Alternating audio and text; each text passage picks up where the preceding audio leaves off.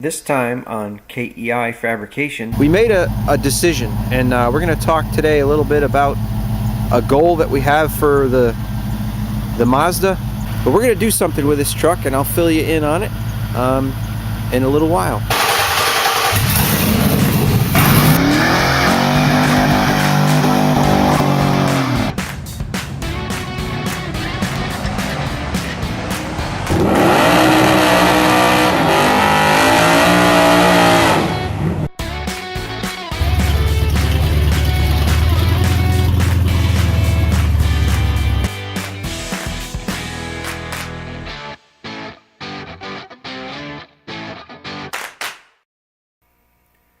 Hey folks, KEI Fabrication here.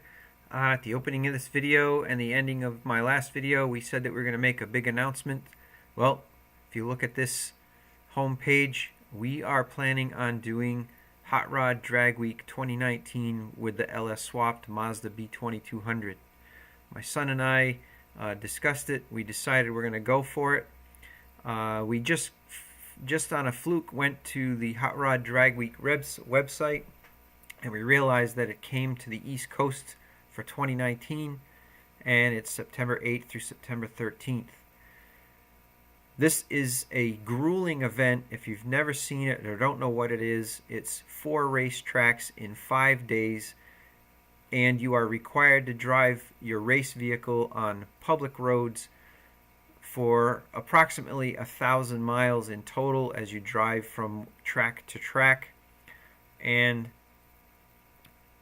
this year it starts in Virginia, goes to track in Maryland, and then to Atco, New Jersey, then back to Maryland, and then the final day is back to Virginia Motorsports Park, and where the event finishes up. As you can see here on the website, the registration is sold out. I did not make it in to the initial list for competition. I got onto this website way after the deadline had already passed.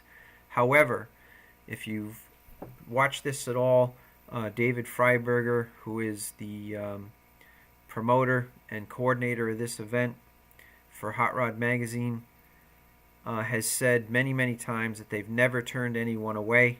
So we're going to have some faith in that, and we are going to show up in the tech line on September 8th, hopefully with the Mazda and all the parts we need to get it to make it through the event.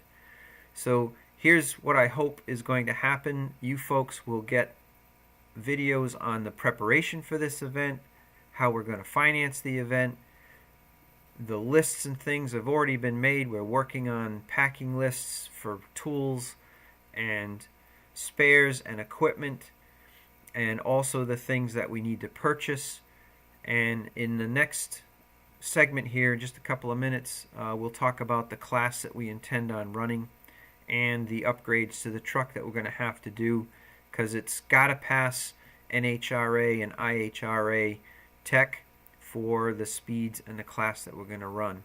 So follow along here in this video and all the future videos, and like, subscribe, and share. You folks will get updated.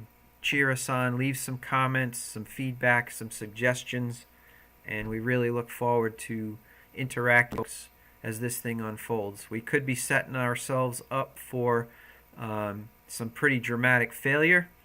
However, we know for a fact we're going to go through some struggles as we can for those struggles, and just try to finish the event out. We know that we're in no way prepared to compete and win a class or anything like that, but we just want to participate, use it as a learning curve, use it for its entertainment value for you folks, and we're just really looking forward to the challenge, and hopefully have some fun, not only on our own but with you folks, and share it with you along the way. So stay tuned, and we'll update you with more in just a moment.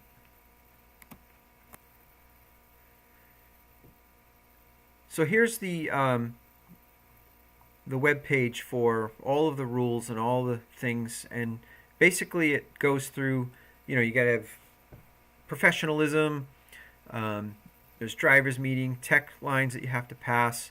The drive from track to track is a predetermined route, and there's checkpoints along the way to basically prove that you drove the specified route and you didn't take any shortcuts, and the fact that you showed up and drove your vehicle and you didn't stick it in an enclosed trailer and just transport it to somewhere nearby and drive it into the track,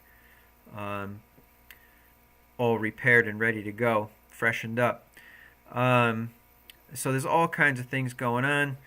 You're not allowed to follow along with support vehicles. Even your crew members are supposed to be riding in the vehicle with you, and only those crew members are allowed to work on the car, except for if someone volunteers to help. You can put out help requests for parts and things. You're allowed to buy new parts, borrow parts from other teams, as long as they're installed under the parameters and the rules of the regulations.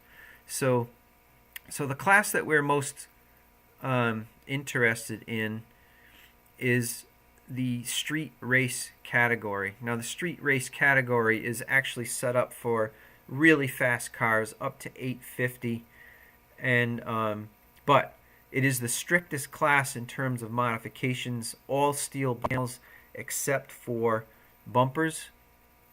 You can have hood. All factory glass has to be intact.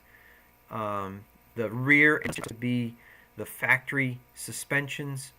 You're supposed to have the stock. You can have racing seats and those sorts of things. You can have power adders. What you're going to try to run is this small block naturally aspirated. The vehicle has to weigh 3,200 pounds with the driver. As it turns right now, Mazda weighs 3,280 without any weight reduction. That's with the truck rack and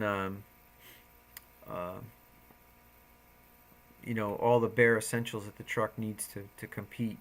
So when we put the aluminum rims on and the drag race front tires and the aluminum rims with the slicks on the back, we're going to be right around that threshold without having to chop the car up and throw weight out of it. So this seems to be the most realistic class for us. If you watch the history of the events on YouTube, you can see that the vehicles run, you know, anywhere from 14 seconds down to the 850 threshold. So some of the things we're going to have to do in terms of safety equipment. My plan is to get the vehicle to run as close to 11.0 as possible, because that allows me to run my factory seats. It allows me to run stock axles. If you go faster than a certain amount, you have to run aftermarket axles, and that's, you know, $600 I don't want to have to spend. We do need to buy belts. We got to buy a jacket. We've got to buy a neck brace. I also need a new helmet because mine has fallen out of spec. So there's a bunch of things that we have to do. So again, as I mentioned just a few minutes ago, we've got a lot of planning that we're doing already. We're going to start promoting ourselves here a little bit to try to gain some momentum in terms of getting some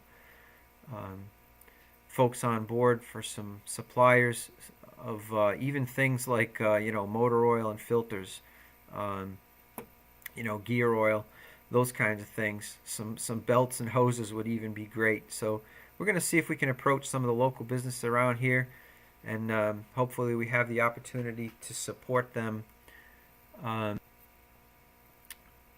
professionally and have fun doing it. So I'm going to close out the video here. This is just a short one. I promised you the announcement is, and I just hope that you folks get excited about it and follow us along and enjoy it, and watch us trip and fall, pick ourselves back up, and hopefully keep going. And the next video will be containing the truck, some struggles we're having already, and also include some of the lists, the things that we need to put on the truck, some changes that have to be made, updating equipment we need to purchase and the tools we're going to pack. This event allows you to tow a trailer, but the trailer is limited to 4 foot wide by 8 foot long, and it also has a volume rule that it can't exceed a certain amount of volume. So the plan is to actually have a small trailer behind the truck. We'll get into the details of that. The trailer hopefully will be nothing more than the things you hope you never have to use, the big items, the transmission, maybe a spare short block or long block, gears, axles, those kinds of things. And in the bed of the truck will be the things that would have to be taken out and put on the vehicle anyway, like the race tires, the jack stands, the jack, the toolbox, those kinds of things. So we'll definitely elaborate on all those things, and we'll fill you in. Again, looking forward to some comments, looking forward to some feedback, looking forward to some suggestions, and you know, it's the truck has already been driven 8,000 miles, and but we need to step it up, and we need to make it competitive. Try to plan in preparation, and really try to do the professional thing. So look forward to posting the next video and updating you folks as quickly and as often as we possibly can. Thanks again. Next time on KEI Fabrication. Breaking down as a daily driver is not a real good warm fuzzy feeling to embark on probably what's going to equate to about a 2,500 mile journey, and then race it in between.